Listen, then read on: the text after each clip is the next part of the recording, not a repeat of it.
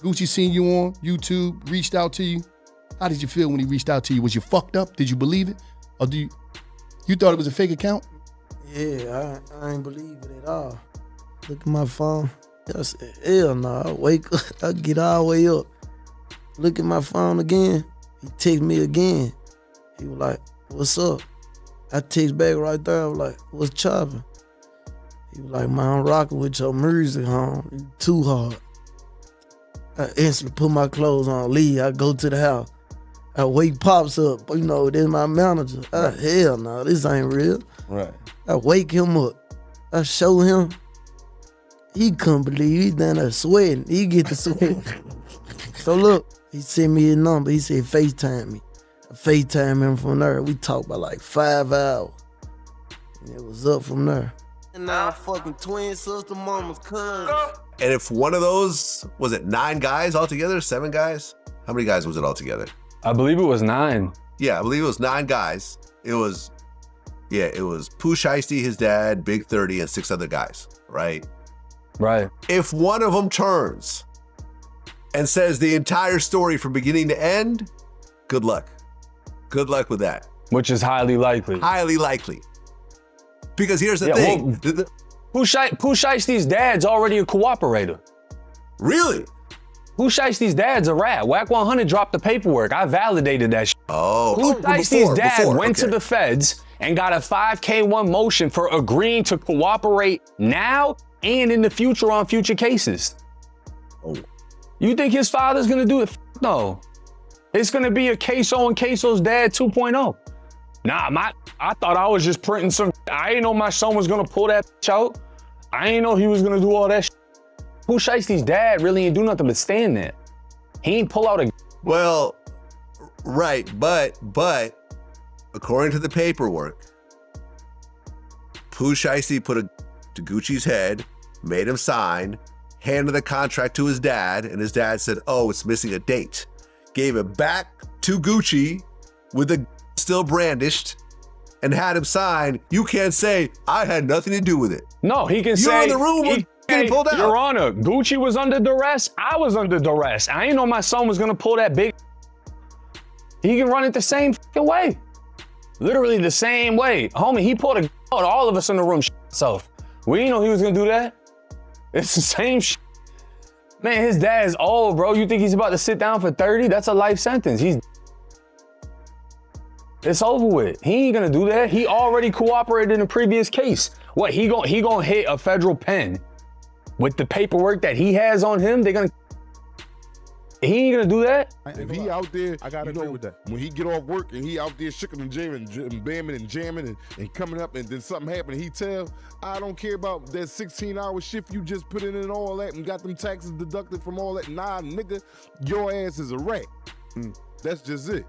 Yeah. It's either you over here or you over there. Ain't no, I was halfway in between both. Nah, ever. But well, now that you say that, we still gotta see if Gucci Mane is, doing these things, but he seemed like he's living a legal life. And now they kidnap him and put guns on. But then another thing I heard, I'm not saying this is true, I don't know. This is just all speculation for us. We're just speaking about it. Pooh Shiesty, his dad was supposed to have told or something like that before? Is that what they were saying in the media? His dad yes. They said yes. They said that Pooh Shiesty's dad was an informant somewhere along the line. These are just allegations. I'm gonna look a bit deeper into it. I don't really like sprint, but I read that. They said that, and a lot of these things come out. I don't know if it's fake news, but they said the man told before. Yeah, because also, I don't know, y'all in there, y'all probably could find it for me real fast. Man, family, text back in the chat, but Pooh Shiesty's dad is supposed to have been an informant already before this even happened. But I may be wrong. But pull it up for me, y'all. Yeah. And now, Pooh Shiesty, let's go to him. This situation now for him, he just came home months ago, right? A few months ago. I don't know when exactly he came home, but he just came home a few months ago. What happens when a rapper walks out of federal prison with a second chance? An ankle monitor on his leg, and a platinum career waiting for him, only to end up allegedly tied to a violent federal case just months later? Because that's exactly what unfolded in a situation that now has the entire rap industry divided. A label deal a strained relationship, and a meeting that was supposed to be business, all allegedly spiraled into something no one saw coming. And by the time it was over, federal agents were building a case that could carry life-changing consequences. But the most shocking part isn't just what allegedly happened, it's how quickly everything fell apart after a second chance at freedom. And to understand how it got here, you have to go back to the beginning. Born in Memphis, Tennessee, Pooh Shiesty came up inside one of the most aggressive and authentic rap scenes in the country. Memphis drill wasn't polished or commercial. It was raw, emotional, and built on survival energy. And when Shiesty started gaining attention in the late 2010s, it didn't take long for that sound to break through. Tracks like Hell Night began circulating locally, then regionally, and suddenly industry eyes started locking in. Then came the moment that changed everything. Gucci Mane, one of the most influential names in Southern rap, stepped in. By 2020, Shiesty was officially signed to 1,017 records. And just like that, he wasn't just a local rapper anymore. He was positioned as the next breakout star. Then Back in Blood dropped, and everything exploded. Streaming numbers skyrocketed, clubs played it non-stop, social media turned it into a viral anthem. For a moment, it looked like a perfect industry blueprint. A young street artist, a legendary mentor, and a label machine behind it all. But behind the success, pressure was already building, and that pressure would soon collide with reality. In 2020, things started shifting fast. Legal trouble surfaced involving firearms and alleged violent incidents. By 2022, Shiesty was sentenced in federal court and sent away for multiple years. For most artists, that would have ended everything. But even behind bars, he stayed visible through music releases and fan support. It created this image of resilience, like he had already survived the system once. But what no one fully considered was what would happen when he came back into a world that had already moved on without him. In October 2025, Shiesty was released on home confinement. But this wasn't freedom. It came with an ankle monitor, strict supervision, and constant restrictions. Every move tracked, every location monitored, every violation a potential return to prison. He wasn't fully out. He was being watched. And that kind of pressure changes everything. At the same time, rumors started circulating about tension inside his label situation.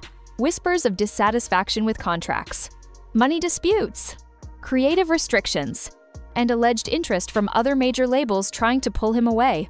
Nothing was officially confirmed, but the noise was getting louder. And in situations like this, silence often means something is building in the background.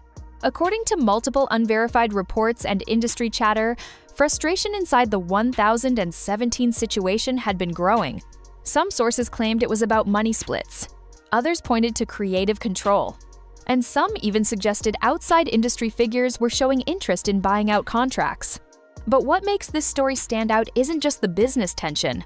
It's what allegedly happened next.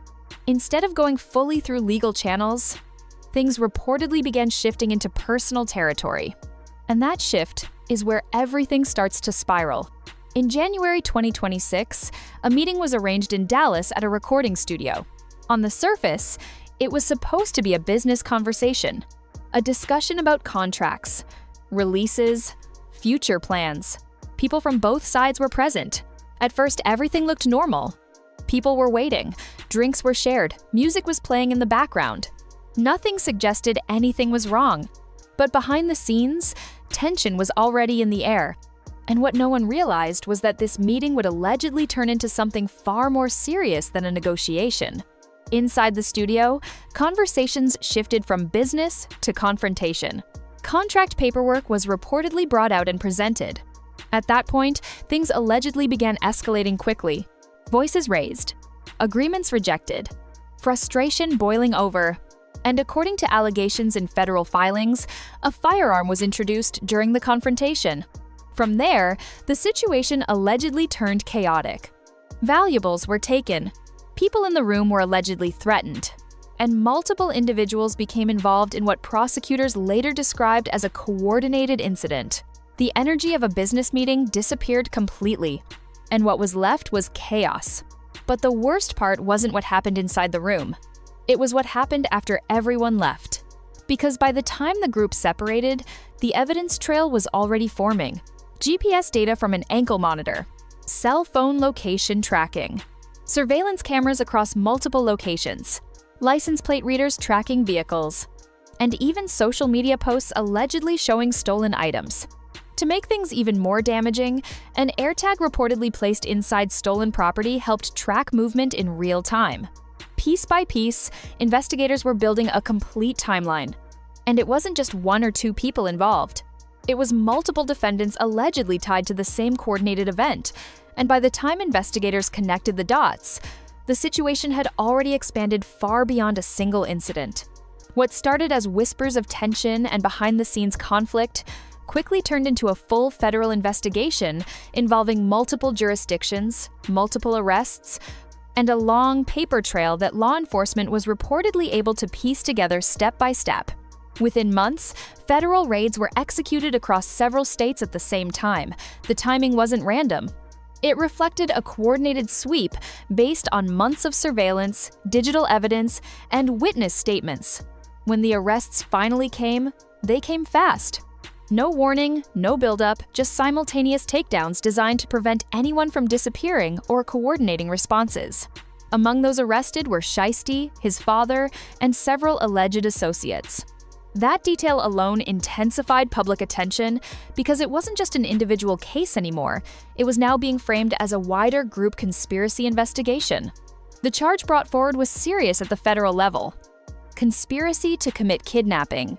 A charge like that carries an extremely wide sentencing range, from no prison time in rare outcomes all the way up to life imprisonment depending on findings, prior history, and the severity of the conduct proven in court. Bond was denied shortly after initial hearings.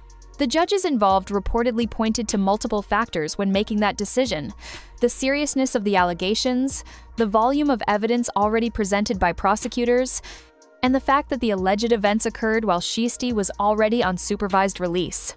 That last detail became a major focal point in court discussions, because supervised release is supposed to represent a strict, monitored transition period back into society.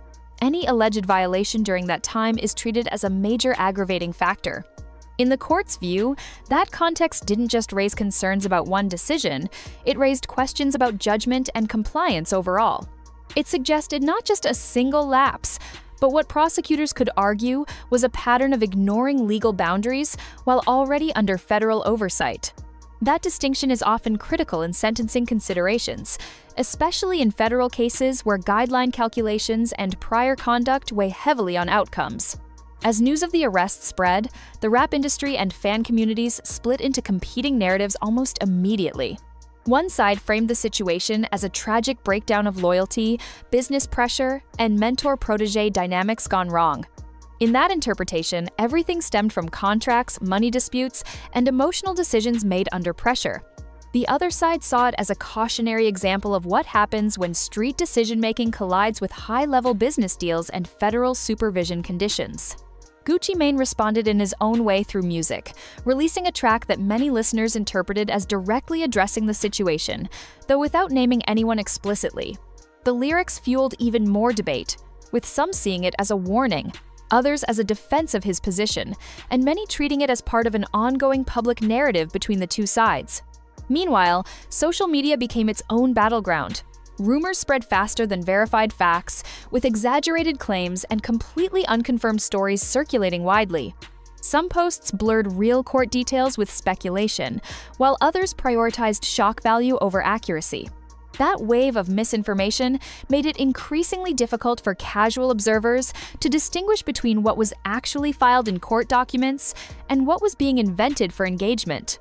At the center of everything, stripped of speculation and commentary, remains a simple but heavy timeline. A young rapper rises from the streets of Memphis to international success.